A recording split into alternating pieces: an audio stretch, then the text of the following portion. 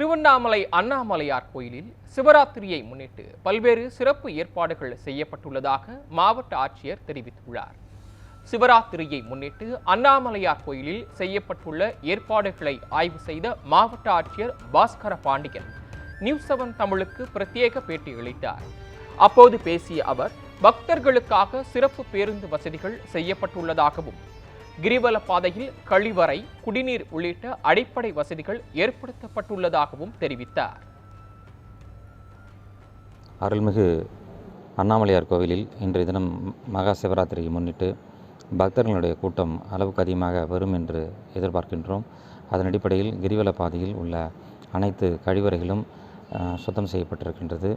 குடிநீர் அனைவருக்கும் கிடைக்க ஏற்பாடு செய்யப்பட்டிருக்கின்றது. தூய்மையை பராமரிப்பதற்காக ஊரக பஞ்சாயத்துக்கள் மற்றும் நகராட்சி நிர்வாகம் முடுக்கிவிடப்பட்டுள்ளது. குப்பைகள் உடனடியாக அகற்றுவதற்கு நடவடிக்கைகள் மேற்கொள்ளப்பட்டிருக்கின்றது. தரிசனம் மேற்கொள்வதற்காக கியூ வரிசையானது மாற்றுத்திறனாளிகள், கர்ப்பிணி தாய்மார்கள் ஆகியோர்களுக்கு, முதியோர்கள் ஆகியோர்கள் வரிசை தொடர்ந்து செயல்படுத்தப்படும்.